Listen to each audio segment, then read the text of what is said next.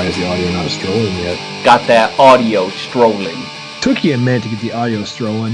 Hi, everyone. Van here from Gettin Cheezy with Van and Jeezy. Say what up, Jeezy. This is Jeezy saying, what up? Got that audio strolling again. Oh, finally got it strolling. Some things are not good enough for these people around here. And when I mean these people, I mean Van specifically. I don't know if you know this, Jeezy, but we hold ourselves to a pretty high standard here on the Cheesy Podcast. Only the highest quality for you folks. Let's give it a rundown of Week 9 here. Scores. Chargers 26, Packers 11. Is that a certified ass whooping? 15 points, it's not quite. But you saw the game. It was an ass whooping. Thank you. 49ers sneak one out over the Cardinals, 28-25. That was a good game. Texans 26, Jags 3. Ass whooping. Steelers 26, Colts 24. And Jacoby Brissett apparently sprained his MCL or something, so that's unfortunate for them. Yeah, I think he's done. Eagles 22, Bears 14. Dolphins 26, Jets 18. Congratulations, Dolphins. Whooping. Even though it's a 4-point win, if you lose to the Dolphins. That's an 8-point win, but whatever. What did I? Oh, shit. Jets had one win to begin with, so it wasn't like it was impressive or anything. It's just, When you lose to the Dolphins, you lose to the whole league. Basically true. There's only one team that hasn't won a game now. It's the Bengals, so good for you. Chiefs 26, Vikings 23 on a last-second field goal. That was a close one. And still the Matt Moore show. Sure is. Panthers 30, Titans 20. Bills 24, Redskins 9. Ass whooping. Mostly. Seahawks 40, Buccaneers 34 in overtime. Wow. Raiders 31, Lions 24. Broncos 24, Browns 19. Still making an asshole out of me. Come on, Browns. You can't lose to the Broncos. Who's even the quarterback there? The Broncos? Yeah. Oh, B. Allen. I don't know what his first name is because there's just a letter B here. It could be Brandon. It could be Brian. I don't know. Maybe it's just B. Some dude's NFL debut threw for 193 yards, 2 touchdowns, no picks. So good for him. He B. Allen. And then the best game of the week, by far. Ravens 37, Patriots 20. Ravens are 11-0 at home in primetime since 2011. Isn't that crazy? That is crazy. Also, I want to point out, here, the Patriots in their whole 8-0 record. You know what the record was of their opponents that they had beaten of those 8 teams? I remember you tried to guess recently, but it was a combined 14-43. And also, I think the Bills have half of those wins. Yeah. Yep. Yeah, the Bills are 6-2 now? Something like that. Yeah, so almost half those wins are just one team. The Patriots are beaten up on the bottom of the barrel, and then an actual team comes along and oh no, we lost. Just like every year in the AFC, bunch of bullshit. I hate the AFC, it's such garbage. So we have one topic to dive into before we get into our guest and the Ravens. Did you say we have a guest this week? We do. We got 1 minute to talk about the Bears gain only 9 yards in the first half. What the fuck is wrong with the Bears?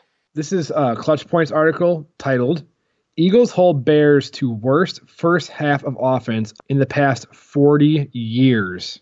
It shows a picture of Mitch Trubisky, and he's just looking, he's not pleased, and his mustache looks depressing, and the whole thing is bad.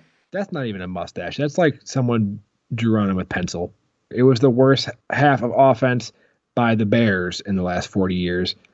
9 yards, 0 points, obviously. Damn. That's not good. And that's really all this article says. I didn't watch the game. All I know is that the Bears are in rough shape right now. Remember when those clowns were like, Mitch Trubisky's a Pro Bowl alternate last year? Yes. That dude's not a Pro Bowl caliber player. Anyways, let's get the special guest going here today. All right. And we'll continue to bash on the Patriots, if that's all right. That sounds right to me. Yo, Tia, welcome back. Welcome back to the show. Hey, hello, what's up? We were just jumping into... No, we weren't. We weren't just jumping into... I've been bashing the Patriots for a minute already. Yeah. Yes, sir. All right, so I didn't watch the game. I was just delighted to see the outcome. I'm assuming you watched. So give me a recap of what you saw. Well, I mean, we dominated them. I'm gonna just be completely blunt. And we dominated them. We spotted them 10 points, and then outside of that, they really didn't have an offense. They had one good drive. We came down. We made them punt. We gave them three and out early. We scored every drive after that. And then on that third 3 and out, they punted to us, and we had a muff punt. They got the ball back on like the 25, and they scored. But I feel like we were about to come down and either score another field goal or another touchdown. And that would have just blew the game wide open for us. But I mean, I feel like we just dominated them on every level of the game. Like, they couldn't stop the run game. Play action was working really well. And then defensively, Tom Brady couldn't really get going. Their run game was obsolete. So, I mean, I feel like we just dominated. Their run game was obsolete. Just That run game was fucking Betamax. that line, the run game was obsolete. You just finding fossils of their run game, deciphering it from bones and shit. Raining beepers and VHS tapes. How they went from having the best run game in the playoffs in the regular season to nothing. Like, it was literally nothing there. I do. I know exactly how. They haven't played anybody. They've played no one. I already mentioned this. The record of the Patriots' opponents going into that game was a combined 14-43. So they beat up on the league's worst. Congratulations. Literally. They played the Jets twice. Literally. I don't even know how that happens for a Super Bowl winning team, that the front end of your season, of your schedule, is that easy. Yeah, it makes no sense. They already have 8 wins. They have basically enough wins to make the playoffs before they face their real team. Being in the AFC East like they are with the Dolphins, Jets, Tennessee, and the Bills, it's a guaranteed 6 wins a year. I mean, the Bills is a coin flip. That's no, it's not. Trash. No, the Bills are usually a dub. You look at that on your calendar, you're like, okay, we got at least 1 win. Like, that's how that usually goes. And honestly, apart from like 2 or 3 other teams, the rest of the AFC is trash. I agree. The Chiefs, the Ravens, and then that's it. Maybe Houston. Is it maybe the Texans? I was going to say that, but other than that, trash. I didn't get a chance to watch this game, but I read a bit about it, and it said that the Ravens started out with a 17-point lead, 17-0. Yeah, what I was saying. I mean, we came out, we literally punched them in the mouth. Like, they could not stop the run game. It was literally too much. We was having our way with them, so we came down and scored literally 3 times off the same stuff, just running the ball, read option, play action. No, I don't think we got any like deep bombs on them. Their pass defense is actually still top notch. Like, they can defend for sure. And I feel like that makes their pass rush a lot better too, though, because their DBs can cover for such a long time. Yeah, you get the coverage sack. But we literally just hit them in the like their linebackers couldn't do anything with Lamar Jackson and trying to figure out the read option for the first half. And what I was saying was we came down and scored 3 straight times. They got the ball back, 3 and out again, another 3 and out. And I kid you not, if we did not muff that punt and they didn't get that punt back, we probably would have scored again. The score probably would have been way worse than 20-37, because that gave them a lot of momentum. With that, they went down and scored that drive. Then Mark Ingram comes down and fumbles. They get that back. They get a field goal. And then I think they went into the half and then came back out and got the ball back again. So they got a lot of momentum after that swing. I read that the Patriots did a lot of no huddle to keep the Ravens defense off balance and wearing them out. What did you see on that? They had a scoring drive, pretty much dink and dunk their way down the field for the most part. But Edelman's gonna move the chains, and they got a lot of shifty running backs that can get you a lot of good yards too, in the passing game. So I mean, it worked out for them a lot. I think that's probably. If I was looking back at that game, I'm almost 1,000% sure they're gonna have a hurried up offense when they play us the second time, just because it was so efficient. But hopefully our guys can stay healthy and we can get a lot more pass rushers in there. You know what gets me here? Like, the Patriots did not look good, from my understanding, and I'm not into like power rankings and shit, but people are still gonna refer to them as like the best team in the league, kind of like how if in college Alabama loses, everybody's like, yeah, but it's Alabama, so it's fine, right? It's fine. Right. And the Patriots lose to a legitimately good team, and everyone's going to be like, they're still 8-1. It's fine. Oh, but everybody, hey guys, the Patriots played trash before that. Aren't you a little concerned? Nah, it's the Patriots. It's fine. What's crazy about that is I was just talking to my buddy about that too. I was like, yeah, I mean, they're going to rank Tom Brady and the Patriots ahead of us, even though we just smacked them And it's funny because when we lost to the Browns immediately got put ahead of us. We went from like 7 or 8 or something like that to like 12, 13, and then they jumped to 9. That's crazy. I was like, I don't see why they would still be considered the number 1 team in football if we just smacked them like that. I don't think they can. I think it's the 49ers now. I'll give the 49ers a slight edge because they've played at least a decent team in Carolina where they really smacked Carolina. And then who did they just they just played somebody else that was okay. Well, they played the Cardinals. Yeah, that was close. No, I'm not giving them that one. I mean, the Cardinals were 500 going into that game. I'm not giving them that. I think it was 500. I won't give them that one either. Nope. They survived that game. That's all that happened. Yeah, I agree. But hey, going back to the Patriots-Ravens game, you were talking about all the dinks and dumps that they were doing, but I was reading about this 14-play, 81-yard drive, 8 minutes, 9 seconds off the clock that the Ravens did to neutralize the Patriots' quick offense. What did you see in that drive? Do you remember that drive? Yeah, same thing I was just saying. Like, we were just way too physical for them. Like, their defensive linemen, their defensive linebackers, they have a really hard time moving east and west. And when you're trying to, I guess, figure out whether or not Lamar Jackson has the ball or doesn't have the ball, it can become a big task. And then you also have to, you got to respect the fact that he can throw too. So a lot of the times their DBs are matched up man because you got to spy Lamar too. So you got to put that extra man to spy Lamar. And I feel like we just did a good job of taking advantage of the linebacker on receiver matchups in the passing game and on the run game. We were just way too physical, way too big for him, I felt like.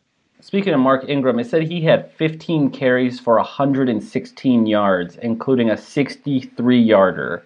What are you thinking about Mark Ingram? I mean, he's obviously coming in as a veteran back. He's right around 30. I like Mark Ingram a lot. I mean, he runs hard and he's really versatile. I wouldn't say that anybody considers him in like the top tier running backs, but I feel like he's probably right at the top of the next level underneath for like the Saquon Barkleys, the Ezekiel Elliott's, the guys like that, McCaffrey, whoever else you want to name. Like he's a really versatile and well-rounded back. He can run the ball through in between the tackles. He can run outside. He can catch. He can block.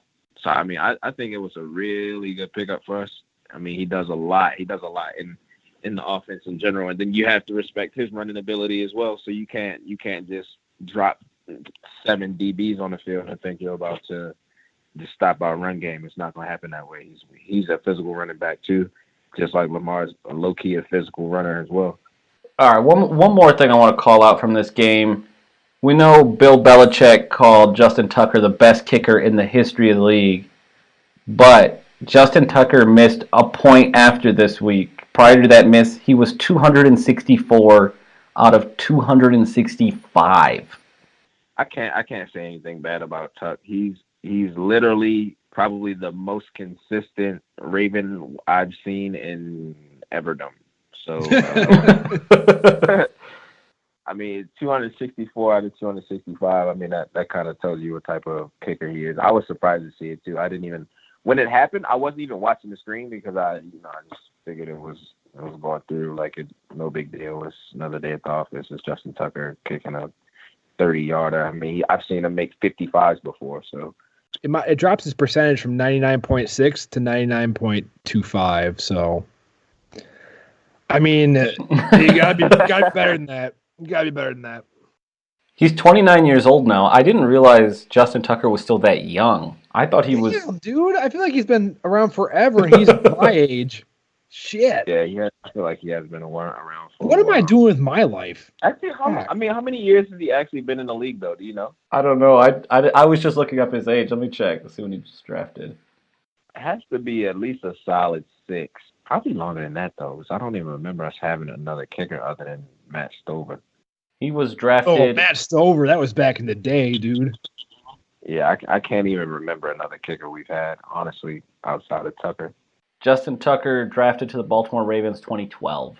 He's doing his thing. He's been doing his thing for a while. I just felt like he's been around forever. I don't remember a time when he wasn't around, but... That basically is forever. Yeah, for real. In the NFL, yeah, it definitely is. Overall, I'm so pleased that you guys knocked off the Patriots, so now I can stop hearing about how great they are all the time. I wholeheartedly. I mean, I'm in the AFC, so I hear about it probably more than you guys probably do. I just am so sick of hearing about how Tom Brady's the greatest of all time when he's a system quarterback. He just throws checkdowns to really good running backs or like 5-yard slants to like really good receivers that just inflate his numbers like crazy. That dude, he's the least mobile quarterback I've ever seen. If you're like coming at him from about 7 yards away, he just crumples like a wet paper bag, just falls down.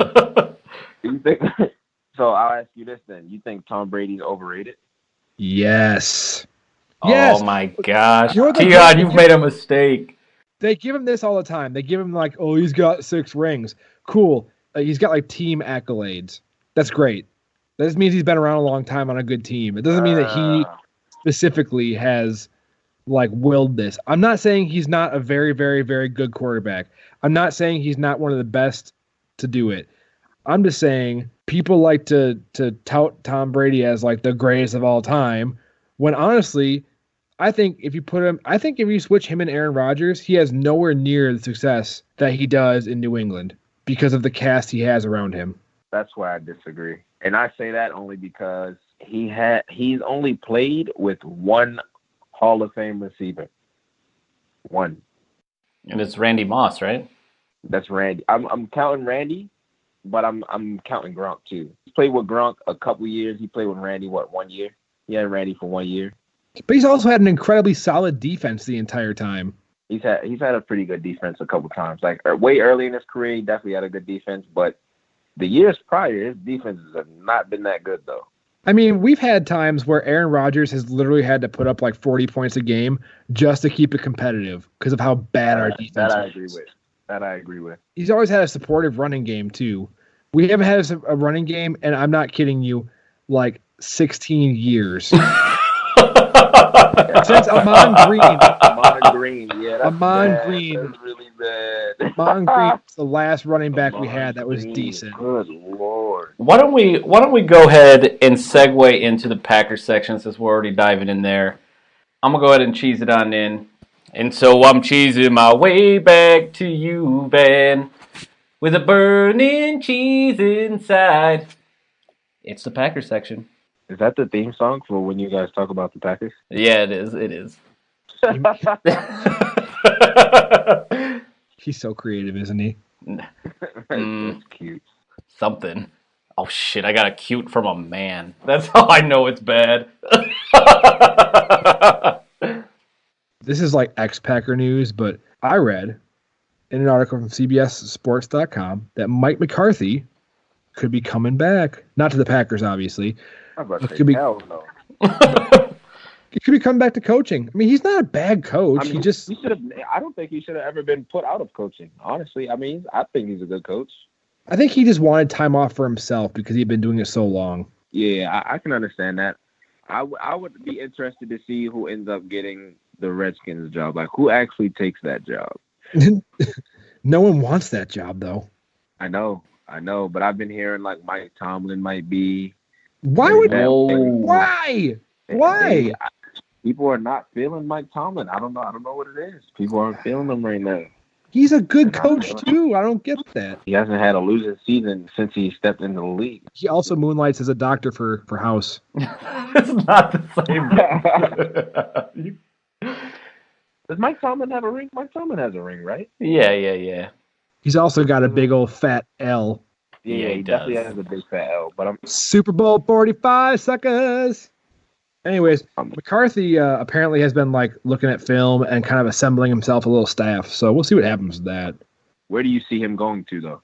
Well, I remember him looking. He wanted to be with the Jets before the season started. He applied for the Jets job. I think he also wanted to go to the Browns too. Yeah, he did want the Browns. I can see Cleveland. I mean, I don't see why anybody wouldn't want to take that job right now if you can keep Odell Beckham. If you don't keep Odell Beckham, I probably wouldn't want to go there. I mean, I don't think that McCarthy could keep him like in line either, though. I think Odell's been very mild compared to what he was for sure. I don't think he wants that type of attention anymore, from what it seems. And I think with all the losing and the non-receptions he's getting, he's handling it fairly well. I mean, I could see McCarthy going to the Falcons. Ooh, that's a good match too. You inherit a good old quarterback. I mean, a solid old quarterback like Matt Ryan. You can kind of build your scheme around it. I mean, that would be an good okay offense. Situation. Yeah. Good. Yeah, I could see it. I can see that. I could definitely see Atlanta. Yeah, Atlanta's head coach is definitely getting fired too. He's definitely. Yeah. Oh yeah. Dan Quinn is out. Yeah, he's gone. He fucked up the Super Bowl, and then your team afterwards is straight ass, and you have one of the best receiving corps. You have a top 10 quarterback. I won't say top 5, top 10 quarterback, and you have a pretty decent running back. Yeah, you're out of there, buddy. So, do we want to talk now about that dog shit performance? I want to hit this one real quick though, because this could have an impact coming up here. I saw on Clutch Points today that Zadarius Smith was cited for speeding and possession of marijuana. He was on September 29th. He was heading back from Chicago and got pulled over doing 81 and a 60. Rookie teammates Rashawn Gary and Kingsley Kiki were also in the car. The officer smelled the odor of marijuana and told the men to get out of the vehicle. They were briefly detained, but none of them were high. None of them had weed on them. But the cop found 3 hollowed-out cigars filled with weed and a vape device. And Zadarius took responsibility as the driver, and they were all released. And the Packers said they're not going to comment because it is a legal matter. The league has not issued a statement yet. I feel like we could have a suspension coming our way for him because of, how the NFL has this, witch hunt out for weed, which is just drugs light anyways. I agree. Yeah, But I mean, they had it's drugs junior. It's not real. It's drugs junior. But they did have. I mean, they were having the discussion about reducing the penalty, and they were also talking about using a third-party arbitrator for these kind of things. Yeah, at some point, I just feel like they're gonna just have to drop it. Like states are literally legalizing it. Like, let it go. Let it go. It doesn't give you any type of advantage physically. Let it go. It's fine. Like your guys will be okay, and I'm pretty sure probably 50% of the NFL probably smokes weed anyway. I forgot to mention it earlier, but Josh Gordon went to the Seahawks, and weed's legal over there. And I saw a meme of Josh Gordon rolling up to Seattle, and it was a car just filled with fucking smoke, just smoke billowing out the windows. He's high right now as we speak. He's high right now, out of his mind. I hope we don't have any problems coming up with Zadarius Smith, because he is him and Preston Smith are the bright shining stars of our defense right now. And literally, they were the only good thing to watch during this Sunday's past game. Their couple of sacks during the game were the only bright spots of that whole game. You know what? I saw Zadarius Smith do the gravedigger, his first sack. You remember Gilbert Brown, number 93, from the mid-90s Packers? Of course I do. Huge dude. His thing was the gravedigger. He got in there and just fucking... I swear I saw Zadarius Smith do a version of that. And that's the first thing I wrote in the notes was the first thing I wrote in the notes was Jim Nantz and Tony Romo is a treat. The second thing I wrote was gravedigger celebration ? I was just telling my buddy, I was like, damn, we should have fucking paid Zadarius Smith. we need him back bad right now. We need him back really bad. Thanks for that good hookup. The cool thing is that Zadarius and Preston Smith, obviously not brothers, but we call them the Smith brothers, they are in on every single sack together. It's just people, let me tell you about my best friend. They the are entire in there. time. They are best friends, and I love it. But why wasn't Preston Smith in that car? Because he didn't feel well and had to be napping. He had to be napping. I mean, you know how it is. Sometimes you have to nap. It's not an option. You know what I realized during this game is Phillip Rivers has a really weird delivery when he throws the ball. It's kind of sidearmed, kind of it's just a little bit of a weird mechanic to it. Do you guys see that? Yeah, I'm kind of happy that he will never get a ring. It kind of makes me happy. I don't know why I dislike Phillip Rivers this much. I don't know. I just don't like him. I don't know why. He did absolutely nothing to me. I just don't like him. Well, he messed us up all day, like the whole game.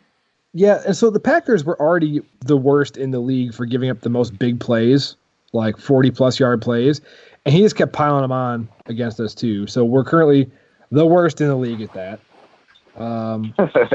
We seem to want to leave the middle of the field wide the fuck open for anybody who wants it. Like, we seem to be totally content, like, here, take 13 yards, take 17 yards. We don't care.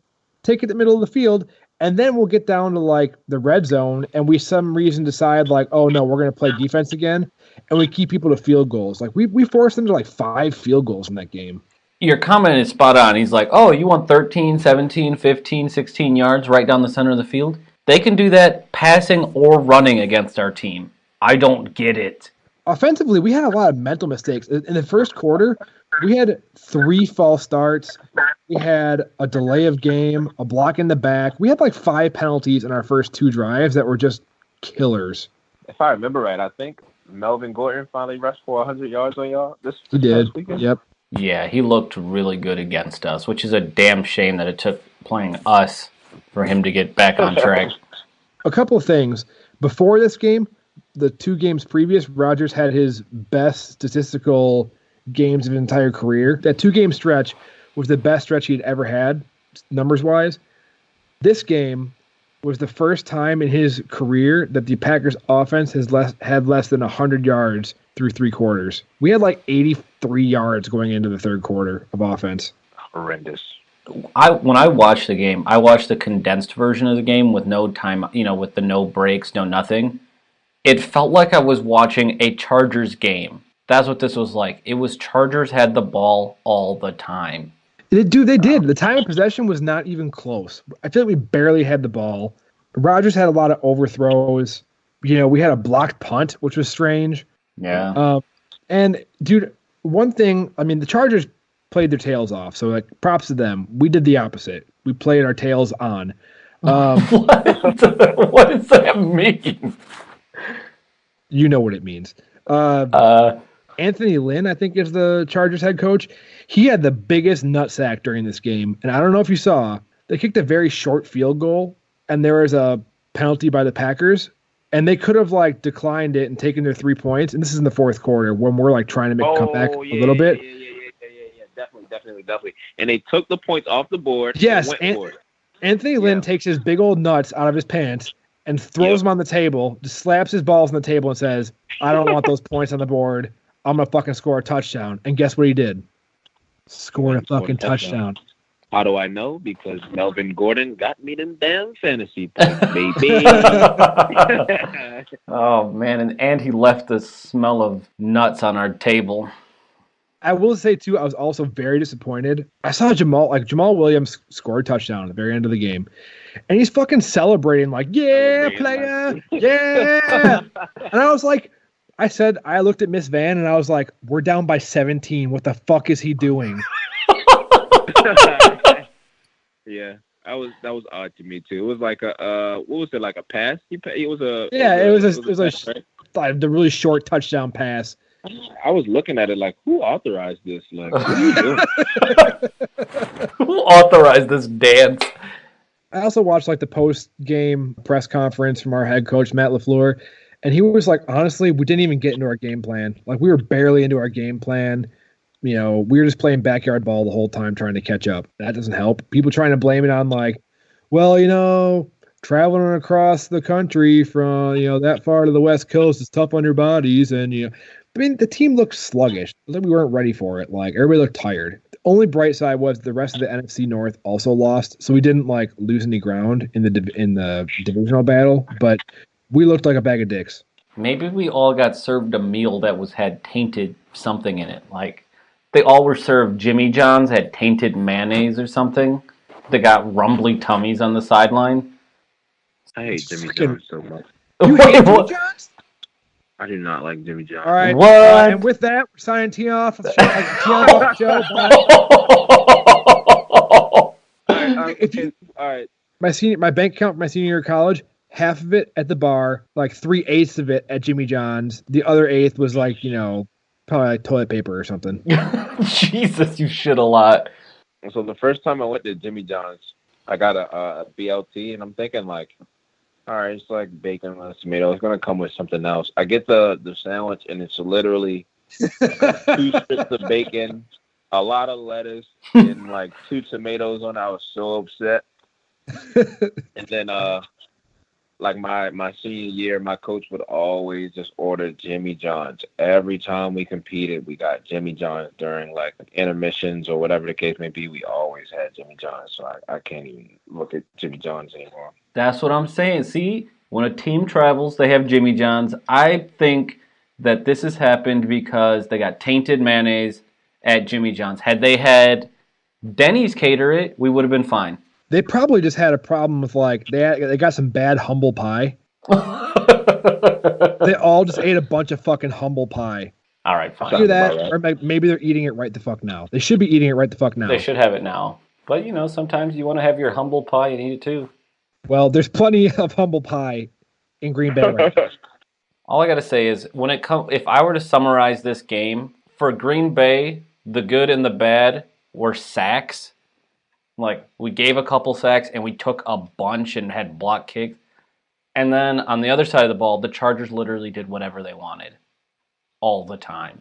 I just don't understand, like, what happened to this defense. And you know what was strange, too, is I feel like the offense didn't know what to do with Davante Adams. It was weird. Like, we got him back, and we were like, oh, yeah, fuck yeah, Davante Adams is back. But, like, I think our offense spent so much time figuring out how to win without Davante Adams. We got him back, and we were like, here's this really cool thing. We're gonna put it on a shelf so we don't ruin it. That was weird. Did they say he was 100%? Does anybody know? Was he like 100% ready to go? I don't think he was, to be completely honest. I mean, it didn't look like it. I think they were gonna limit his reps. I think he was 100% ready, but I don't think they were gonna push it. Yeah. So I don't know if you saw during the game, like Tony Romo and Jim Nantz went down to the sideline and they were talking from there for a little bit. And then, now, I like Tony Romo a lot, but his ass is walking back up to the booth because they're playing in that high school stadium, wherever the fuck it is. It only holds 27,000 people until they actually get to L.A. But Tony Romo's walking back up to the booth, and he said something along the lines of like, man, I've walked farther than the Packers have rushed all game. Oh, man. What a cut. That was cold, Tony. I'm done shitting on the Packers now. I feel like I need a bath or a shower or something. You know what we could do? Oh, it's the gossip section. Here's what's going to make you happy, though. Like, okay, Halloween just happened. And the people who dressed up as Antonio Brown were fucking wonderful. Did you see this? I didn't see anybody dress up as AB, but that's pretty funny. Oh, I saw on my favorite website, brobible.com. Had some people tweeted shit in of like, this lady's got Antonio Brown jersey, a cardboard sign that says currently unemployed, will catch passes for money. This dude is wearing an Antonio Brown jersey and just straight up clown makeup. Oh my god, he looks like he's part of the Insane Clown Posse if the Insane Clown Posse used color. This is a child. This child has a clown mask, a clown-like fro wig, and on the back he's replaced the word Brown, Antonio Brown, and he's written clown. They are fucking going in on Antonio. It's bad. And so Antonio Brown comes out and is like, yeah, you know what? Fine. Whatever. And he posts a screenshot of his bank account to show how much money he has. Also, Bro Bible article. Posts a screenshot of his money market, and it is $24,001,006.09. He's doing all right for himself. How long does that last, though? Yeah, for the time being, it seems like he's doing all right. So the caption for the tweet was, no one sues someone who doesn't have money. You see money attracts the wrong people to come against you. Jealousy and envy is an incurable trait. It is that's two is.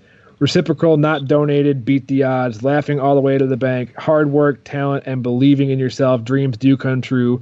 AB, the new money team. Hashtag boomin. Hashtag call God.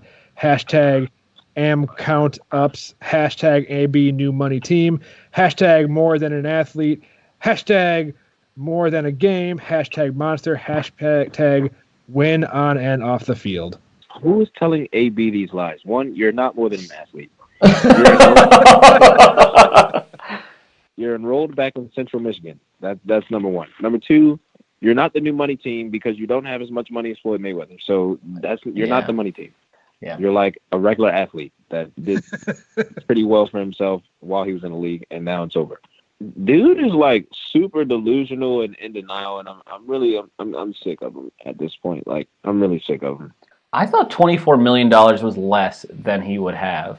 He's spending all his money on court fees and shit and paying people off to be quiet. Like you said, $24 million.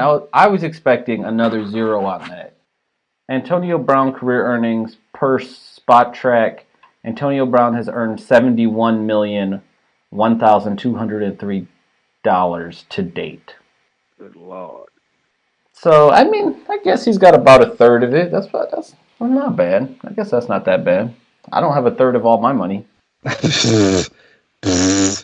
Student loan companies have all of mine.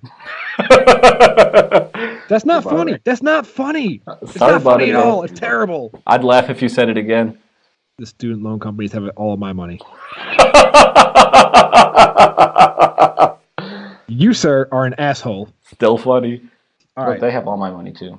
Moving on to this next one. This is super smooth. Did you see? All right, so the 49ers won, obviously. After the game, Jimmy G is talking to Aaron Andrews, and he said some smooth shit. Hold on, I have the audio, actually. 8-0. How does that feel? Feels great, baby. Happy Halloween right back at you. Thanks so much. Definitely. No problem. And she gets herself all flustered and like, ooh, ooh. And everyone's like, man, he's the smoothest dude ever. But everyone apparently forgot about the time that Aaron Rodgers was in college at Cal, and he pulled this shit. Okay. I'm a primetime player. I came through when it counted, and got my second TV. I got one for my living room now and one for my bedroom. So do you really need two? I mean, can I have one? If you come over and watch some movies with me. That's Aaron Rodgers. Everybody over here talking about how Jimmy G smooth. Aaron Rodgers literally invited her over to watch TV in his bedroom. Very smooth. Well played. Well played, A-Rod. Well played. I wonder if it worked out for him, though. I don't know. I'm willing to bet it probably did. Yeah. I think that's probably true. I'm willing to bet that it probably did. I feel like Aaron Rodgers' women have caused him nothing but trouble. I don't want to hear that shit. That's so stupid. What? Well, Danica Patrick's the reason why he's losing football games. Now what about Olivia Munn and in that drama? I don't care. He plays football. He's a football player. I'm just saying it was quite a sideshow. And then the Rodgers brother comes on that whatever that reality show is. It was The Bachelorette. I mean, well, apparently he disowned his family anyway, so I don't see why that would affect him. Yeah, well, that's when all that stuff happened. Was back with Olivia Munn. All that stuff was happening. Oh my God, this shit makes me so angry because people will be like, "What about Aaron Rodgers and Olivia Munn?" And I'm like, I don't give a fuck. Not one single fuck. I have wasted 0% of my life worrying about it. What I worry about is when he overthrows fucking every receiver against the Chargers on Sunday. That's what I worry about. You like to keep it on the field. I'm just saying, sometimes that off-the-field stuff affects you. Look at Tiger Woods. Back when he was worried about, like, cheating on his wife, when he had nothing to worry about but getting caught, that dude played awesome golf. When everything was out in the open and in the light, everything unraveled. Nothing to worry about except getting a 9-iron wrapped over his back.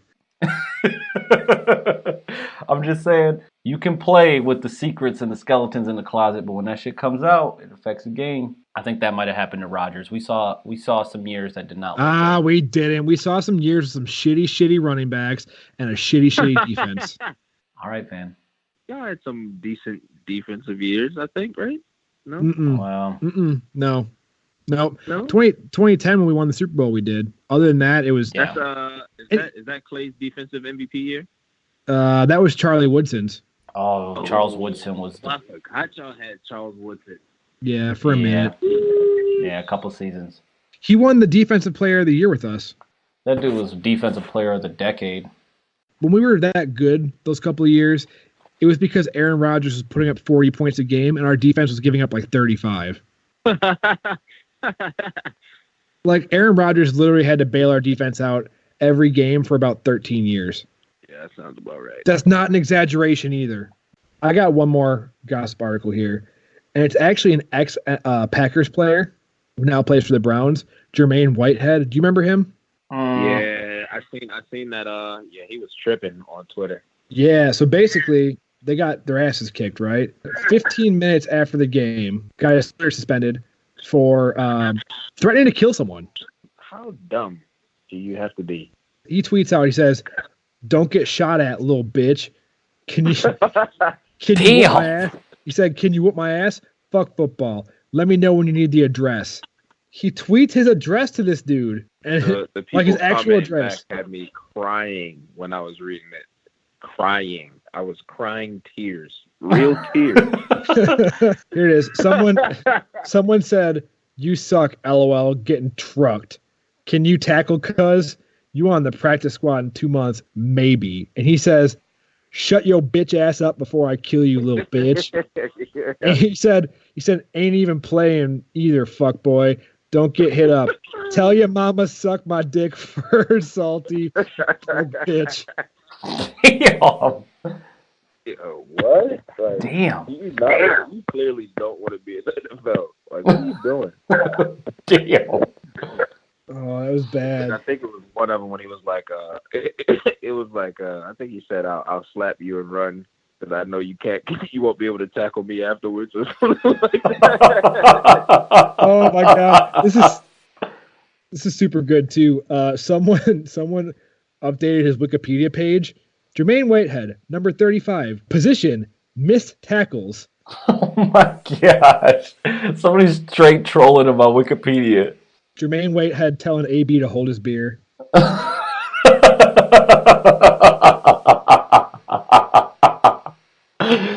Oh shit! This dude just comments that GIF. The guy goes, "Oh goddamn." Yeah, this dude had, I don't know what he was doing. It's bad. It's really bad. So, anyways, that's all I have to say about that. Let's do some picks, I guess. Yeah. Let's do it. God. And we've got the Chargers coming off an ass whooping over the Packers versus the Raiders. So it's Chargers versus Raiders? Raiders are the home team. Oh, fuck. They're both LA now, aren't they? It's weird. Yeah. You know what's funny, too, is that no one in LA wants a football team. They don't care. Yeah, that's really weird. And they have 3 of them. And the NFL's like, "No, we fucking want LA. We also want London." And no one cares about London games. They're always shitty. All right, so you got the Chargers. I also have the Chargers. See, the Raiders have not been as shitty as I thought they were going to be. I really thought that... Don't kid yourself. No, they've been pretty shitty. I mean, they've been shitty, but you have to understand. I expected with John Gruden leading that team that it would be a complete bag of shit, lit on fire and left on Los Angeles' doorstep. I thought this was going to be that way, and it's just not been. And the Chargers have not been that good either. But I'm gonna take the Bolts. Fuck it, I'm taking the Bolts. What was all that waffling for then? I don't know. I needed to talk myself into it. Next game. We've got the Carolina Panthers versus the Packers at 4:25 on Sunday at Lambeau. I'm going Packers. Packers. I got to take the Packers too. Carolina's some shit. Yeah, that's exactly it. When does Cam Newton come back? He actually went to see a foot doctor in Green Bay. Dr. Anderson.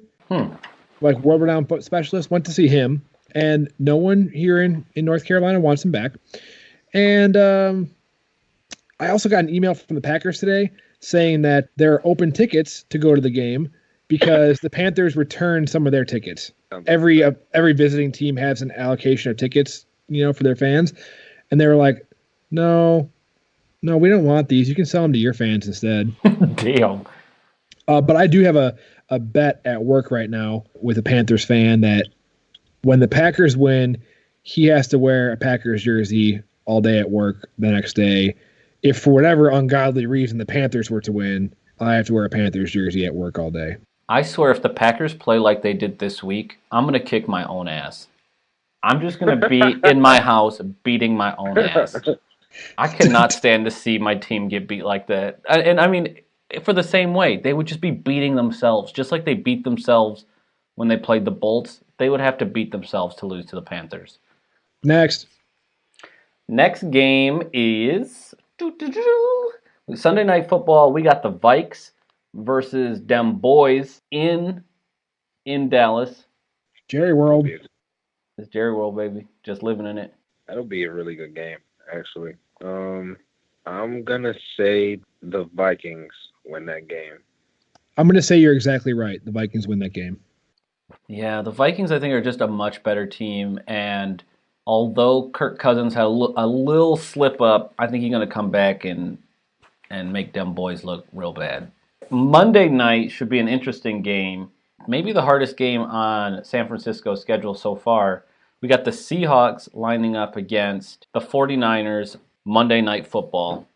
Hawks. Oh, fuck. You know what? I think the Niners take this one. I'm calling the Niners. I think they stay perfect. I do. How? Like, Russell Wilson is playing too well right now. And DK Metcalf is looking much better recently. And, like, who have the 49ers really beat? They whooped Joe Lewis's ass. Okay. Yeah, I'm not sold on the 49ers. I mean, if they go in there and spank Seattle, I'll be. But I don't think they beat them. I'm not sold on Jimmy Garoppolo. I'm not sold on their defense being that good just yet. I don't believe in their offense. I don't even know who they have on their offense besides Kittle. Kittle's actually really good. I like Kittle. Isn't that what you feed to like dogs and animals and like that's cats? Kibble, you shithead. Oh. Yeah, Kibble. I'm an asshole. It's okay. We can still be friends. All right, I got a game for you, Jeezy. What is it? Bears-Lions. Playing in Chicago. Look, I think Matty Patty and those nasty Lions are going to show up and beat up on them Bears. Lions, Tigers, and Bears. Lions, baby. Yeah, I'm going to go Bears. The Detroit Lions defense is fucking atrocious. Yeah, that's true, but the Bears offense is straight butt. It is butt. You might see that offense near a toilet near you. Coming to a toilet near you. They need to flush that down. All right, your turn. Here are two teams that are middling around the center. Two teams that maybe have lost their way, but still in discussion. I'm talking about the Rams versus Steelers in Pittsburgh. Rams. That wasn't even hard. We'll see. Yeah, no, it wasn't. We'll see. I don't even think the Steelers are a middle of the pack team. No, they're not. What's their record? 4-4. It's a sorry ass 4-4. And they just beat the Colts without Jacoby Brissett by like 2. The Rams are only 5-3. Yeah, but they're playing better than the Steelers right now. They have a much tougher division. I mean, the Rams division is 49ers, Seahawks, and Cardinals. Yeah. And with that, you've been listening to Gettin Cheezy with Van and Jeezy. And Tion. I'm Van. And I am Jeezy. Thank you so much. Hold on, wait. I didn't get never mind. You didn't get a chance to sign off? Go ahead. You can sign off here. You should sign off. All right, yeah. I'm Big T. That's going to be my thing when Big T. Ooh, Big T. Is that different than a capital T? No, the T's capital. The T's capital. I'm just fucking around. Or like Mr. T. Anyways, you've been listening to Gettin Cheezy with Van and Jeezy and Tion. Tion, it's been great having you again. Always love having you on the show. Yay. So good. Thanks, man. All right. Peace. See you. As always, check us out on Facebook, Twitter, SoundCloud, YouTube, Google Play Music, Spotify, Apple Podcasts, iHeartRadio, Stitcher, cheesypodcast.com, and that's it. All that plus Mo. I mean, it could be Mo if you guys ask for things. We'll put ourselves there. Really, we will. We'll do it. We're very responsive. We love you guys, and we just want to be where you want to be. Also, one last thing. Yes, Ram Jam on the cheese line. As much as it hurt watching the Packers get crushed, it was made up for slightly by watching the Patriots lose. Yeah, I agree. That helped a little bit. It eased my wounds. That's all I got. We'll catch you guys next time. Bye.